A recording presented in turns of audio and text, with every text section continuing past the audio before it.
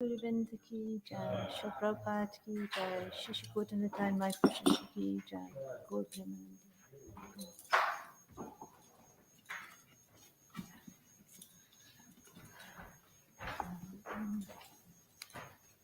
Reading from Shri Prabhupada Lila Amrita, introduction. One day, in a renounced and solitary mood, Abai composed a Bengali poem entitled Vrindavan Bhajan. Its opening stanzas were especially self-reflective and personal. 1. I'm sitting alone in Vrindavan Dham. In this mood, I'm getting many realizations. I have my wife, sons, daughters, grandsons, everything, but I have no money, so they are fruitless glory. Krishna has shown me the naked Krishna has shown me the naked form of material nature. By his strength, it has all become tasteless to me today. Yashyaham anugrahami hariyashe tadhanam shanai. I gradually take away all the wealth of those upon whom I am merciful. How was I able to understand this mercy of the All-Merciful? 2. Everyone has abandoned me, seeing me penniless. Wife, relatives, friends, brothers, everyone. This is misery, but it gives me a laugh. I sit alone and laugh. In this Maya samsara, whom do I really love? Where have my loving father and mother gone now? And where are all my elders, who are my own folk? Who will give me news of them? Tell me who. All that is left of this family life is a list of names. Prabhupada ki jai.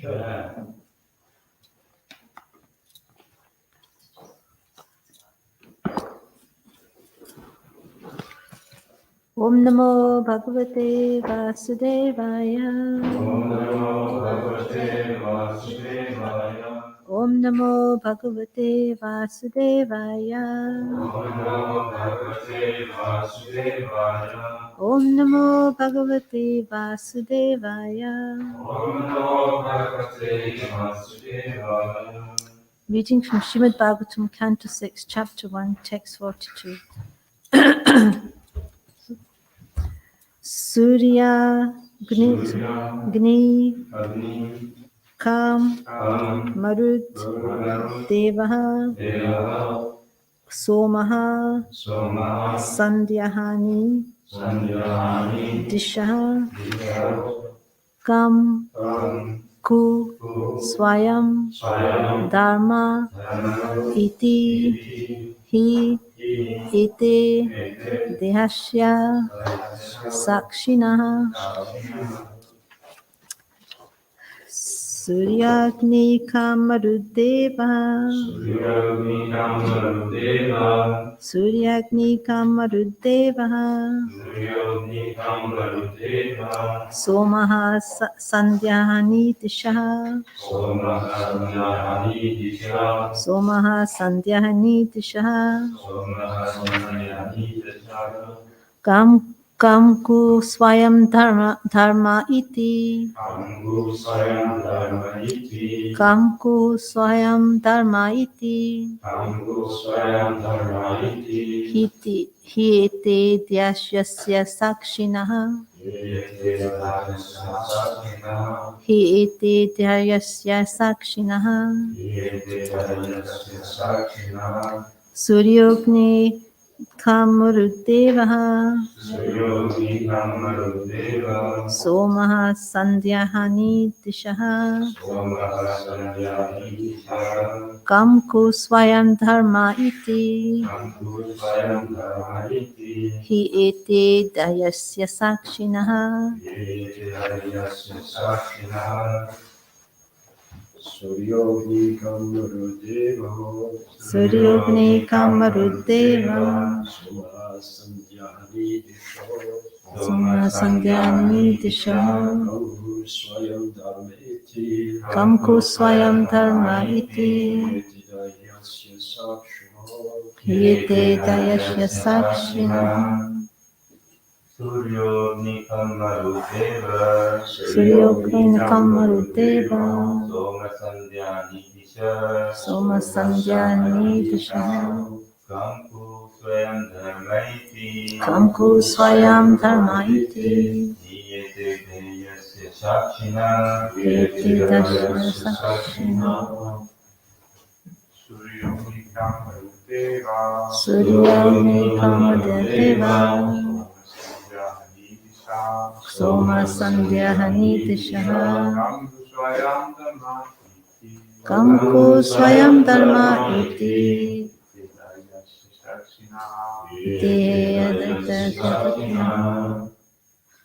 Ladies.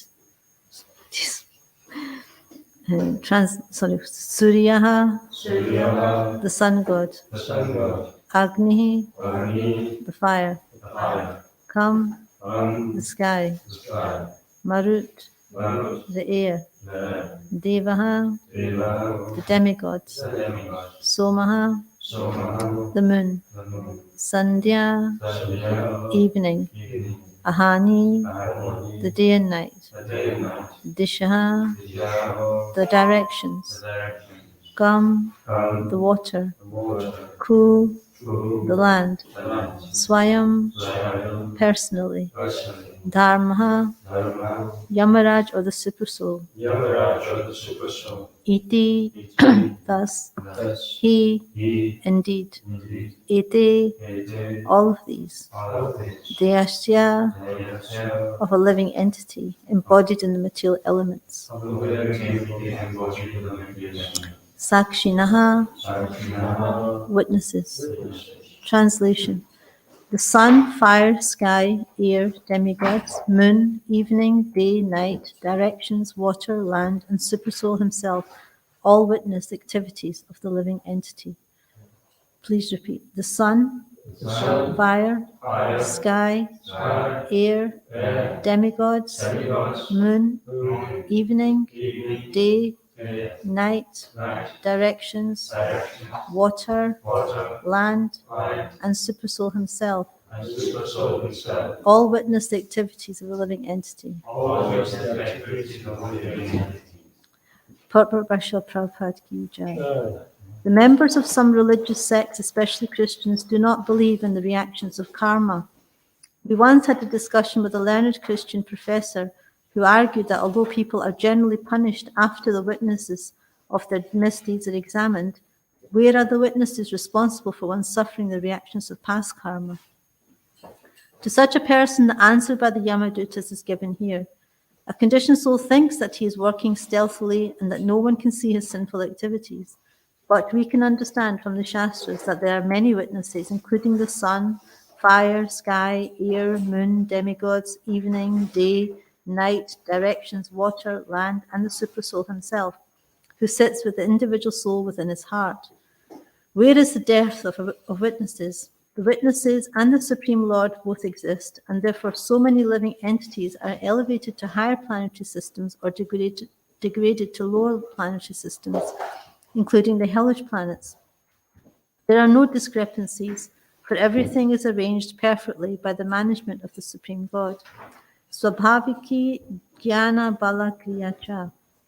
The witnesses mentioned in this verse are also mentioned in other Vedic literatures. Aditya Chandrava Anilo Nalascha Dair Bhumi Apo Ritayam Yamascha Ahascha Ratri Cha Ube Cha Sande Dharmo Pi Janati Narasya Vrittam.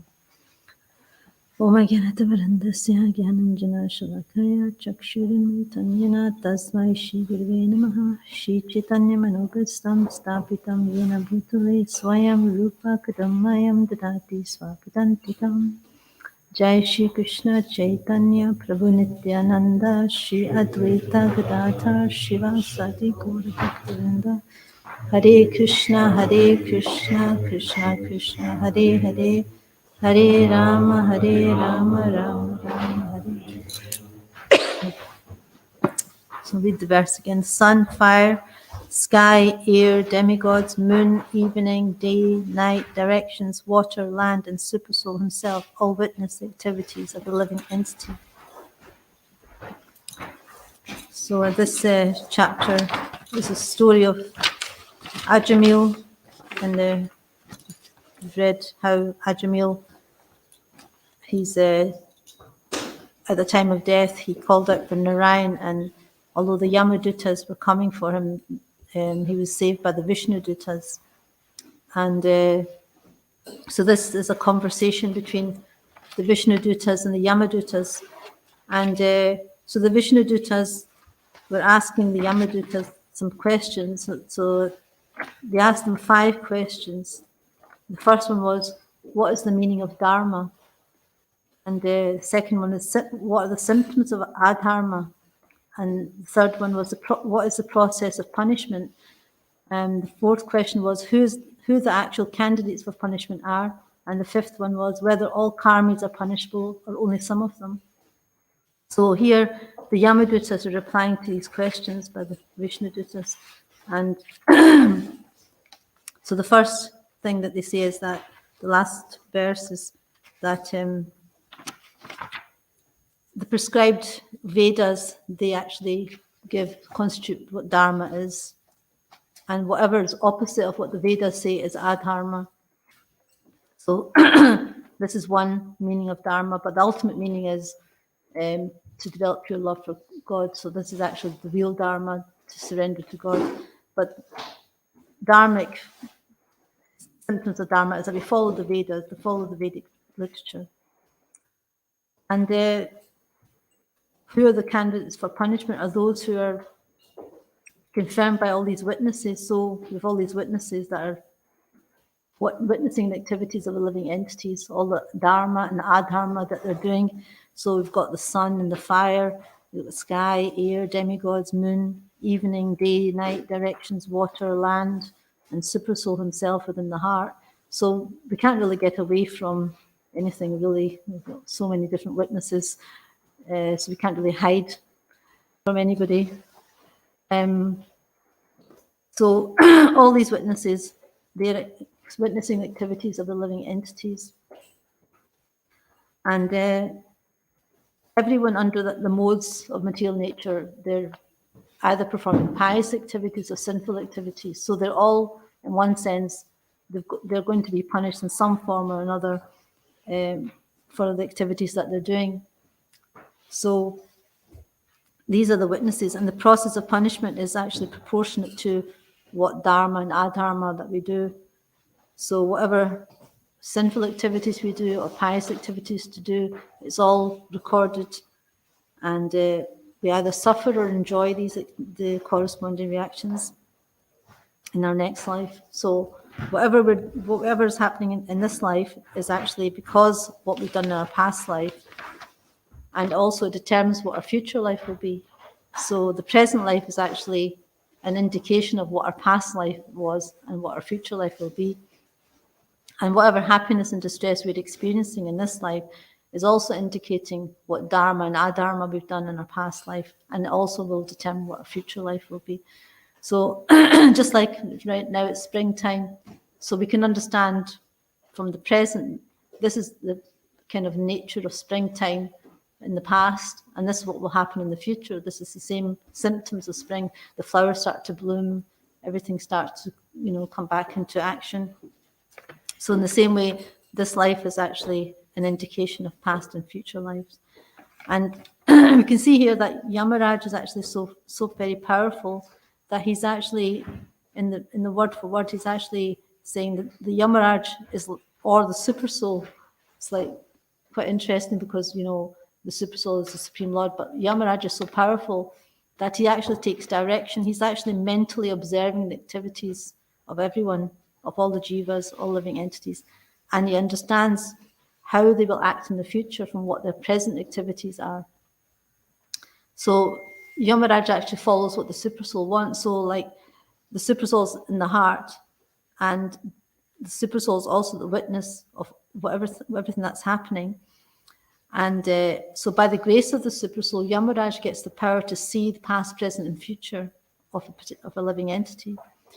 And the actual decisions concerning the next lives of the jivas is also made possible by the Supersoul.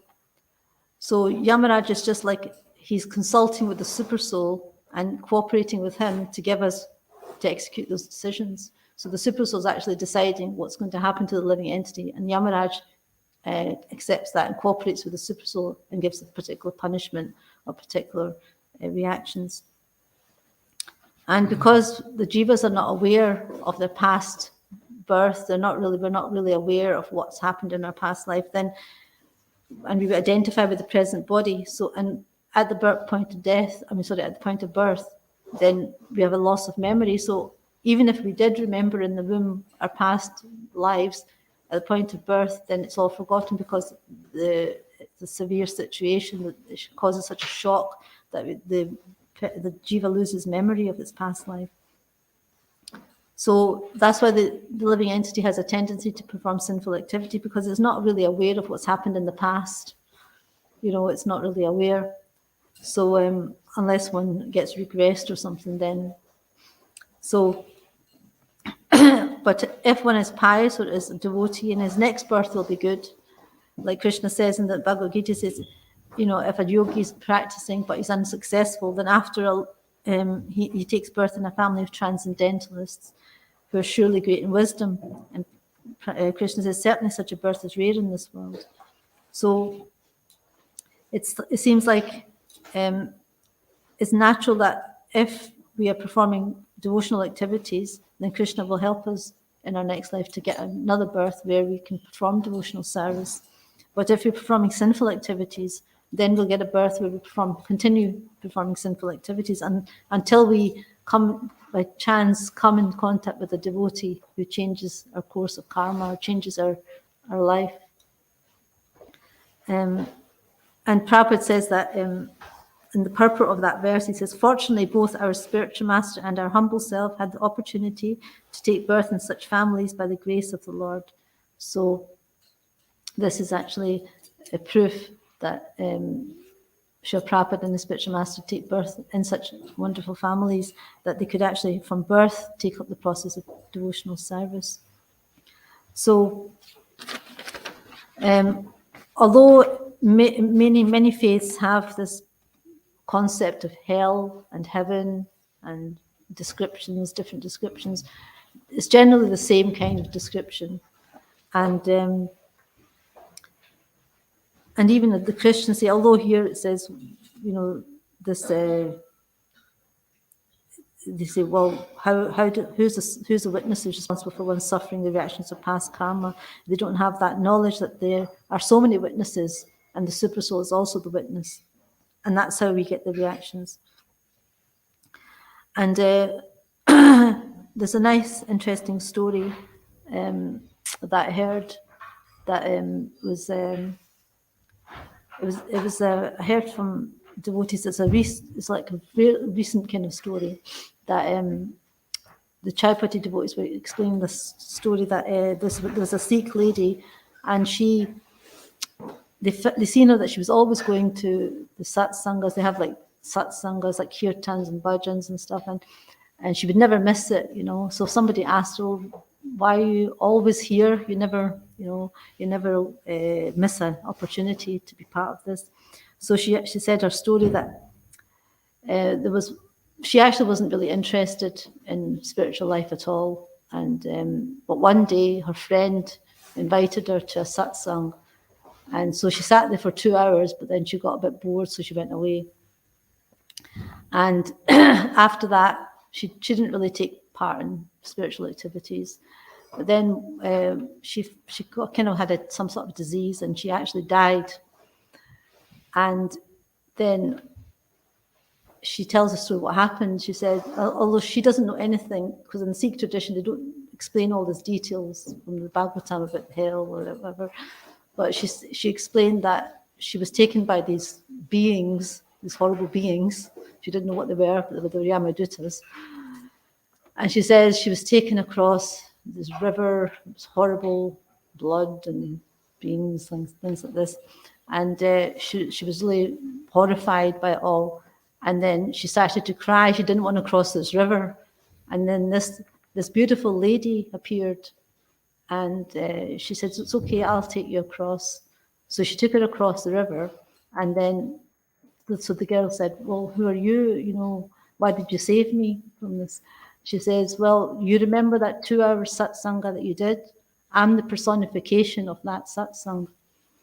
So this is actually how she witnessed this lady's, taking part in the satsang. So she's the personification of that satsang. So she took her across.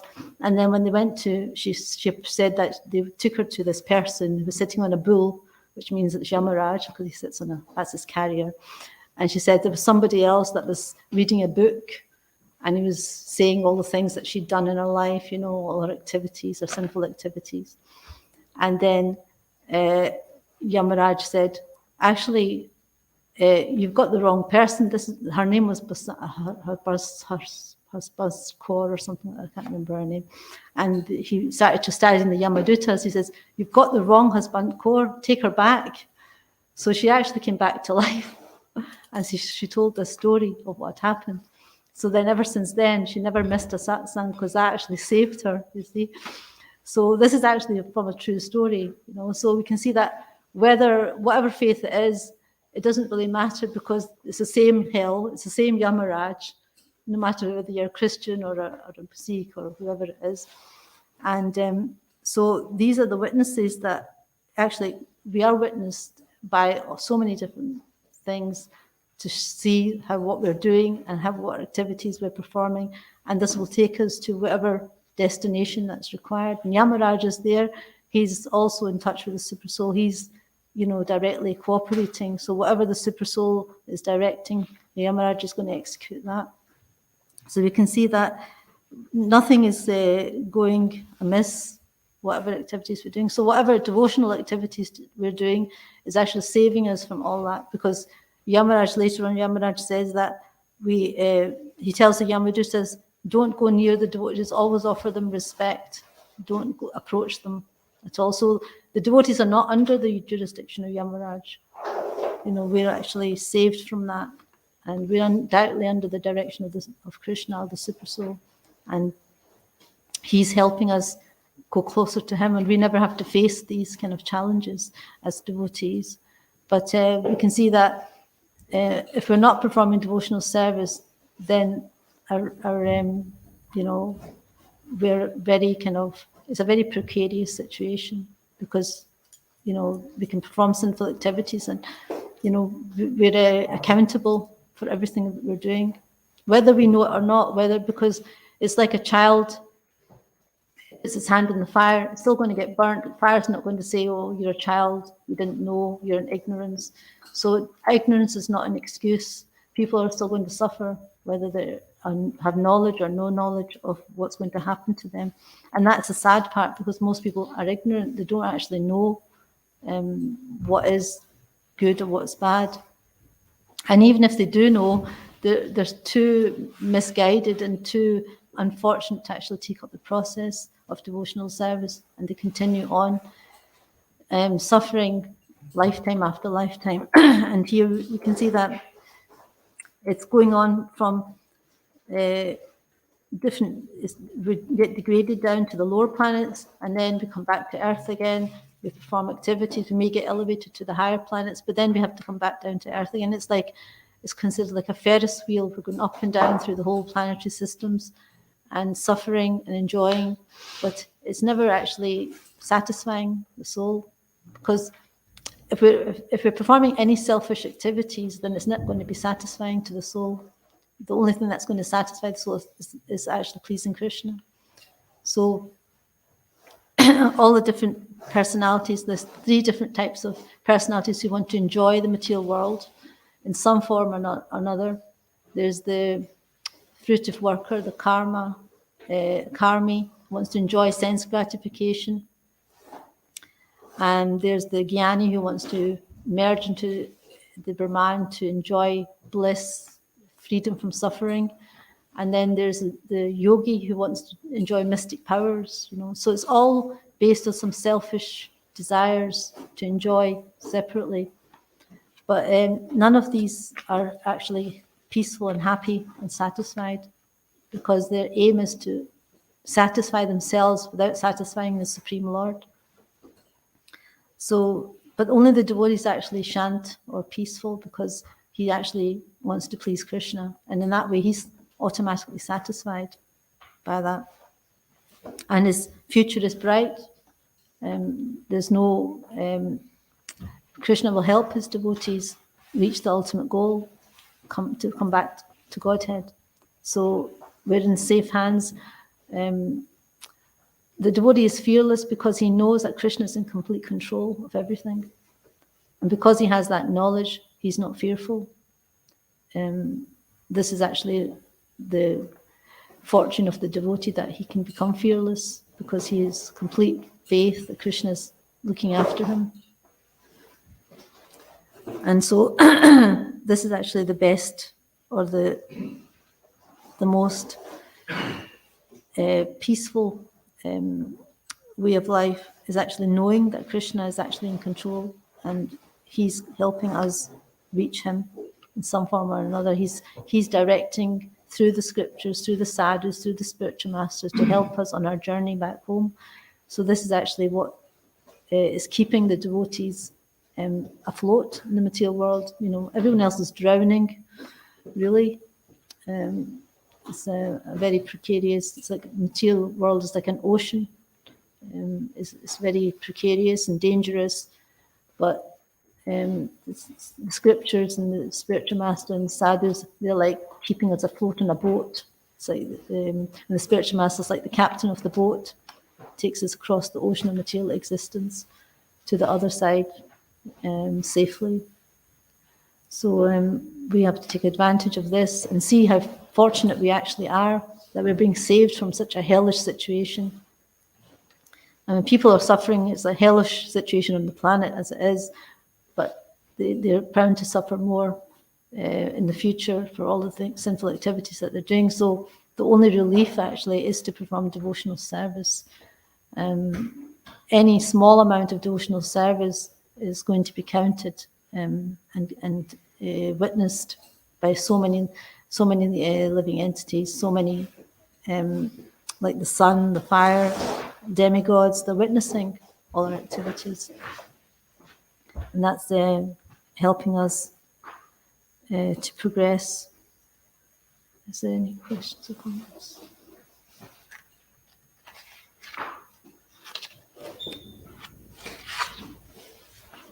Oh, sorry.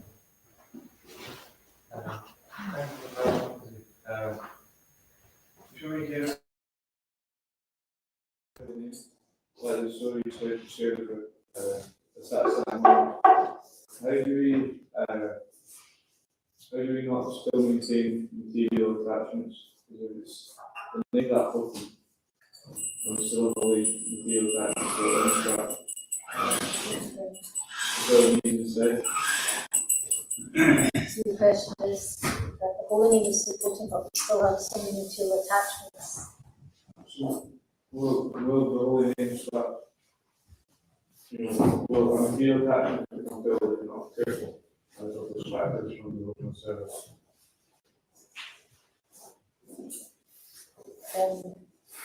So you're saying that although the holy name is important, the material desires are so strong that they're away from devotional service. Even if we're chanting with a strong desire for something material, will that then come into actually? Yeah, because the holy name fulfills our material desires. You know, it's like watering the weeds in the heart when we're chanting. If we're meditating on those material desires, it's like watering the weeds. So you're not just watering the creeper of devotion, but you're also watering the weeds. And sometimes the weeds overgrow and take over and choke the actual creeper of devotion. So we have to be careful we're not watering the weeds. That's why we need to chant without offense to actually really go places. You know, otherwise we'll start, our material desires will start fulfilling and start growing stronger because we're watching those. So whatever we're thinking of when we're chanting, that's going to get watered, you know. So we have to be careful what we're. So if we're thinking of Krishna when we're chanting and we're praying for pure devotional service when we're chanting, then we'll get that. But if we're thinking of material desires and material attachments and wanting them, then the chanting will fulfill those, because the holy name is non-different from Krishna. So that's he'll fulfill our what desires we have. If we want desire for sense gratification, liberation, whatever, Krishna fulfills those desires. But if we have a desire to get free from those attachments, and we're praying for that, and Krishna's in the heart, he knows what our desire, how strong our desires are. And like Prabhupada said, and we just read in the Prabhupada Lilamrita that, Prabhupada,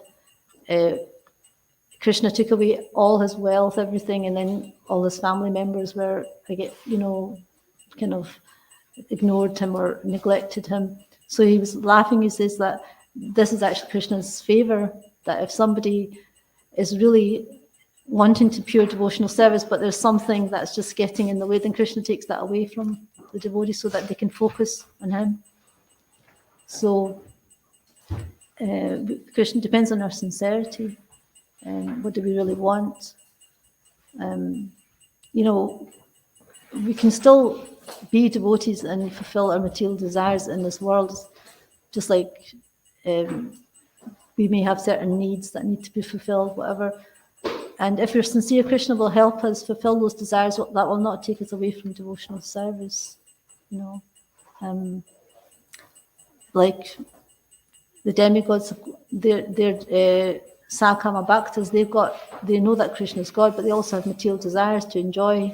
So, but they're great servants of Krishna. So the process is to purify those desires in such a way that we can fulfill them in Krishna consciousness, so that it doesn't take us away from devotional service. But is that okay? Yeah, just a kind of follow-on question, because you said it's like if we're sincere enough, attachments are holding us back. But how do we even get to that stage of actually having praying for sincerity? If we've got so many attachments, can't desire anything beyond them, can't even sort of. I find even that you're going to pray to get free from attachment. So you can see that it's a false prayer. Personally, I think that I don't actually want to get free from it. Pray for the desire to get free from the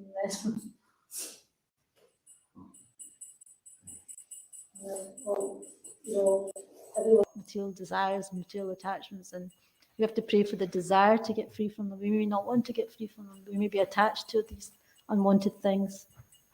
So we have to pray for the desire to get free from those. It's a rocky road. But if we're sincere, then, Krishna will help us. If we're serious and sincere, that's the two qualifications that we need to be, is serious and sincere about devotional service. And then Krishna can help us get free from them. And it may take a lot of purification. It may not be easy, because if we're hanging on to some attachments, then, it's going to be quite difficult. And if we want to get free from it, there's going to be some sort of battle, and it may be kind of painful. But if we're ready to accept that pain, then, like they say, there's no gain without pain. So sometimes we have to go through a bit of pain or purification to get free from those attachments, but we're going to get something much better at the end of it. I don't know if that's... Do you want that's... Is there any other...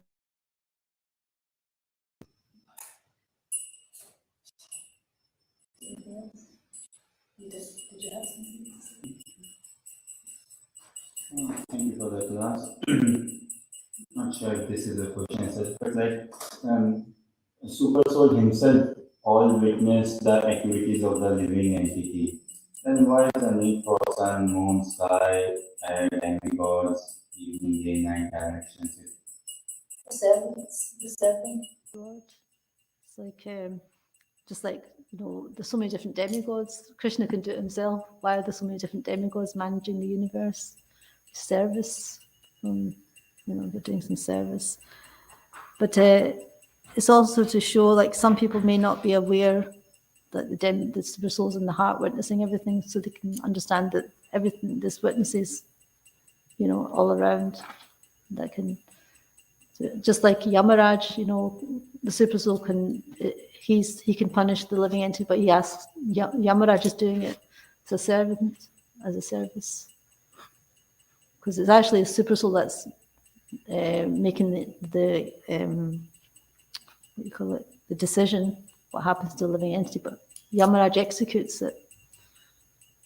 So just for living beings to understand that everything's a witness. Some people can't understand spiritual things; they can understand material things. So, like the universal form, everything's there to witness our activities. So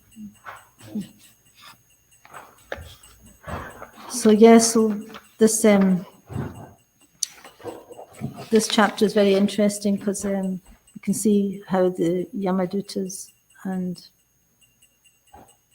Vishnudutas have this conversation, and it's very inspiring because they explain what the actual Dharma is, because Arjuna chanted Krishna's name, chanted the name of Narayan. So this is actually Dharma. The highest Dharma is to chant God's names. So why are they being punished for this? That's what the Vishnudutas are trying to make the Yamadutas understand, that you're punishing someone who's chanting God's names. Why is that?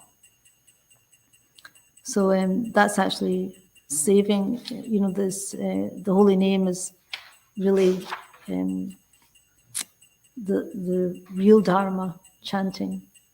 And Lord Chaitanya came to establish that Dharma of this age is to chant holy names, and this is actually going to not only free us from our sinful reactions, but give us something much higher, which is pure love of God. It's not just like getting free from sinful reactions or getting purification or what else, but it's actually going to give us pure love of Krishna. This is actually the goal of life. So it's not a small process. It's actually the most simple and sublime process ever. Of all the different activities one can do, the chanting of the holy names is so important and so powerful. It supersedes all other dharmas, all other activities. And also, there's no hard and fast rules for chanting the holy names. We don't have to have a particular qualification, like we have to chant mantras, like the Brahmanas, or anyone and everyone can chant the holy name. Even children, animals, if they can chant the holy names. And Lord Chaitanya showed that in his pastimes. He was getting even the animals to chant the holy names. We haven't got that power, but at least we can get human beings to chant the holy names. And he showed by his personal example, this is the result of chanting the holy names, is we will experience ecstatic symptoms, we will develop pure love for Krishna. So the process itself is very simple, but it's not easy because we have a mind and we have material attachments and desires that block that, kind of hinder us. So there's a nice prayer if you want to chant it from the Ishopanishad, and it says, I try to say it every day, O my Lord, as powerful as fire, O omnipotent one, now I offer you all obeisances falling on the ground at your feet. Please lead me on the right path to reach you, and because you know all that I've done in the past, please free me from the reaction to my past sins so that there be no hindrance to my progress. So we can chant this and pray sincerely that the Lord helps us, lead us to Him, free us from our sinful reactions, our offences, so that we can actually perform pure devotional service. Because that's the only thing that's actually worth having, really. Everything else is temporary, So the living entities, really, this is the natural state of the living entity, is this relationship with Krishna. This loving relationship with Krishna is the ultimate, and that's what the living entity is actually hankering for. It's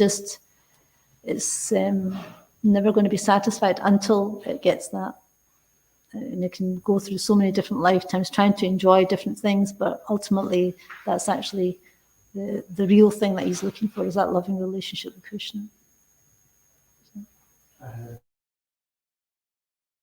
We have like Yamaraj, the demigods, personalities as well. Yamaraj is on a bull. So like, I like to sort of, now I'm sort of trying to challenge it, but previously reading what they said, like trying to interpret it, well, it's not really a personality, it's just a concept. Yeah, this way try and reduce it. Is this like is more sort of impersonalism? Would you say that, because you can go on that path and you can try and reduce Krishna to not be, on the bank of the Yamuna. Want a personal thing because it's like we want to reduce things to being like just some sort of concept, or because we're afraid of personal identity. Prabhupada says the Bhagavad Gita, because it's like, to face a personality is more terrifying than a concept, isn't it? If you have to face a personality, it's easier to think it's just a concept. So I think it's more out of fear.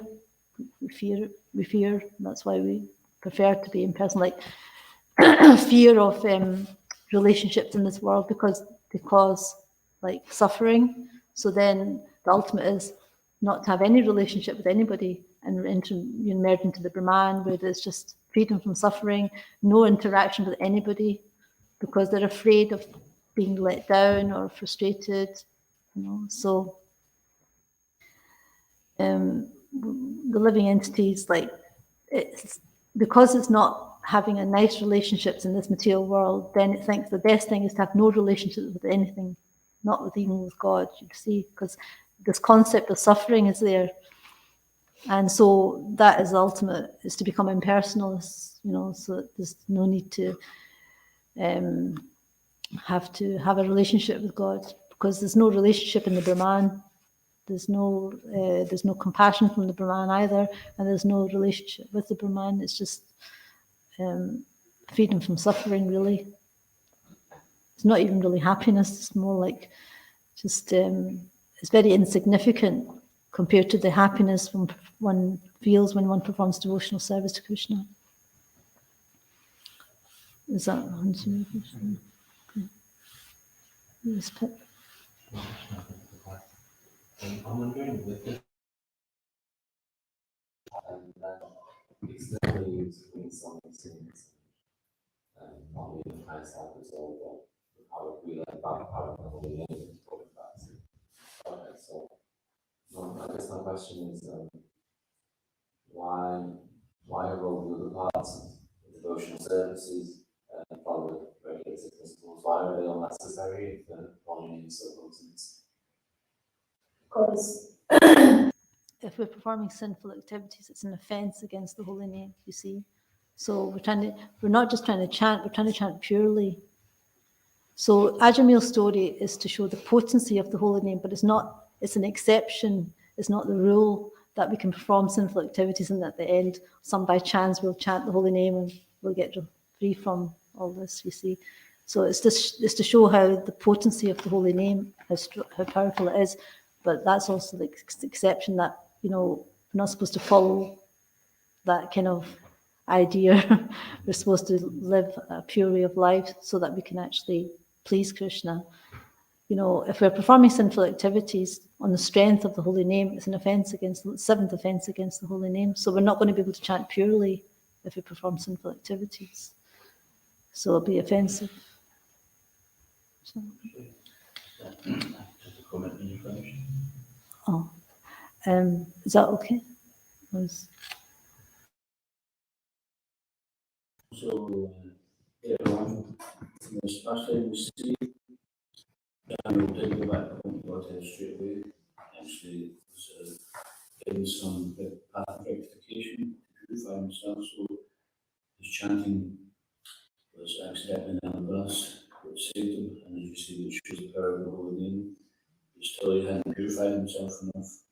He just take a chance that maybe I'll just remember Krishna at the time of death and it'll just be nonsense my whole life. So it's quite risky to think like that because there's no guarantee we will remember Krishna at the time of death. Yeah, there's actually another true story to hear it. There was one disciple of Bhaktisiddhanta Saraswati Thakur, and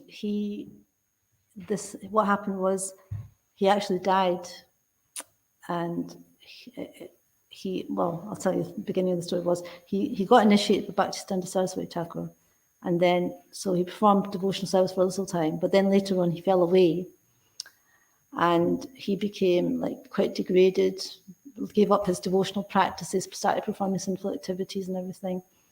So then he became diseased with something, and he actually died.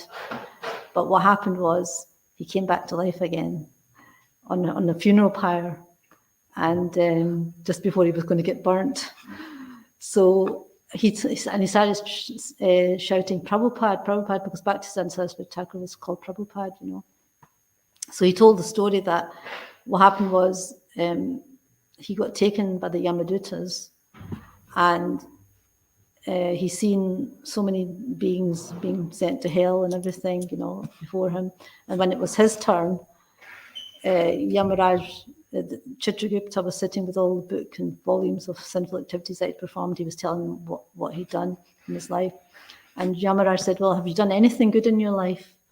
So this man said, I got initiated with Bhaktisiddhanta Saraswati Thakur.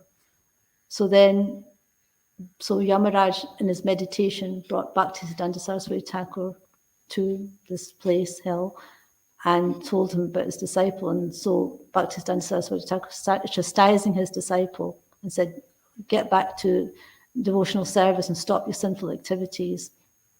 And when you go back, then take initiation from my disciple. I can't remember the name of that disciple. So that's what happened. He came back to life. So everyone thought there was a ghost or something, but he went running to this disciple of Bhaktisiddhanta Saraswati Thakur and told him the story that Guru Maharaj has asked me to get reinitiated by you. And he says, yes, I know. He came into my dream as well and told me this. So then this devotee got reinitiated, and then he started performing devotional service again. So this is to show that we know we can perform devotional service, but we should be careful not to perform sinful activities, because we can get degraded, you know, to that point of going to hell. But it's only because he was initiated and Bhaktisiddhanta Saraswati came and saved him from hell, you know. So this is like showing the power of the spiritual master and how important it is to be initiated, you know. So although he fell away, still he got saved from this hellish situation. I guess principally the thing is to accept that which is favourable for those. So there's the path of negating the unfavourable items and accepting the favourable things, and go hand in hand. That's the path which we've been chosen. Yeah. Because we have to, like, the holy name is there, but unless we're chanting it purely, like, we may have so many material attachments. If we're not chanting it properly, we're going to fulfill those material attachments instead of, you know,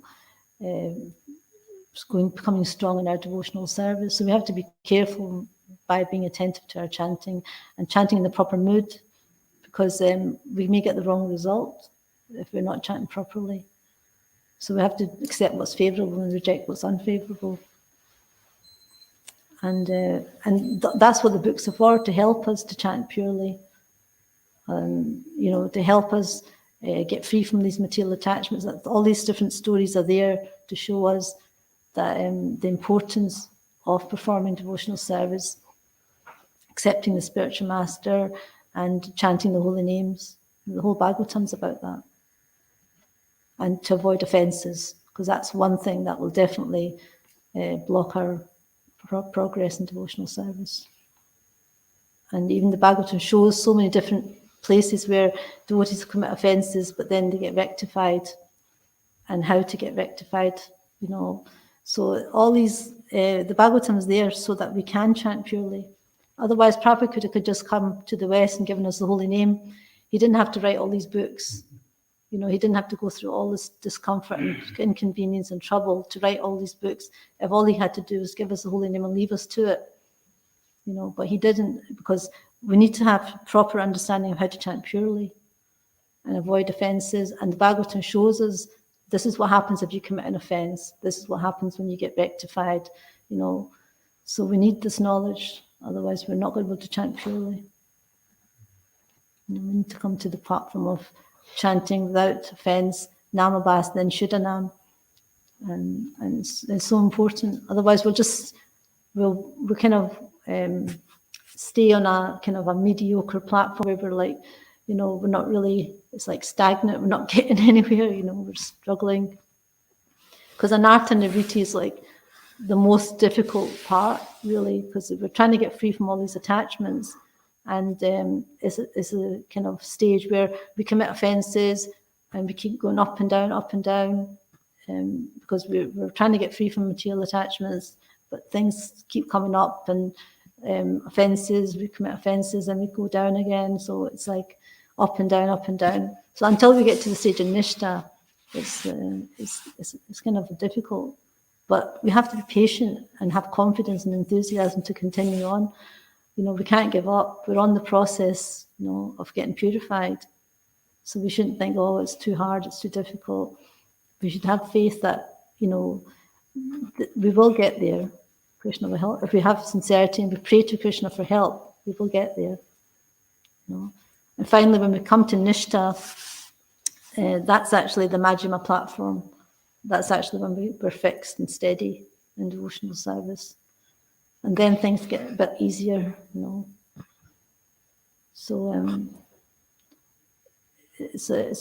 we need to kind of be faithful in the process of devotional service to actually get the result. It's not going to be like, it's like when Lord Chaitanya was here, he was giving pure love for Krishna to anyone and everyone. It was like he was giving everybody the cake, but now he's giving us the ingredients to make the cake. You see, so we're not so fortunate. We're not given the cake straight away. We're given the ingredients. That's the process of devotional service. So we have to make the cake ourselves. We have to work hard to do it. You know, it's like either we're, you know, like somebody can cook the feast and we can eat it. Otherwise, or we have to cook the feast ourselves and eat it. You know, so that's a difference. So we're actually going to have to work to cook the feast or make the cake. And but the process is that we're fortunate we've given the process. We're fortunate that we have the knowledge of how to do it. You know, most people don't have that, and the result is so amazing that you know, here we're not only getting free from karmic reactions, we're not only just getting free from hellish suffering, but we're actually going to get given, you know, such an amazing relationship with Krishna, an amazing loving relationship that we're searching for lifetimes. You know. So the result is far greater than anything else. So okay, shall I just stop? No. Jaganntha Srimad Bhagavatam ki jai, ISKCON Govinda ki jai, Shri Prabhupada ki jai, Gaur Premanandi.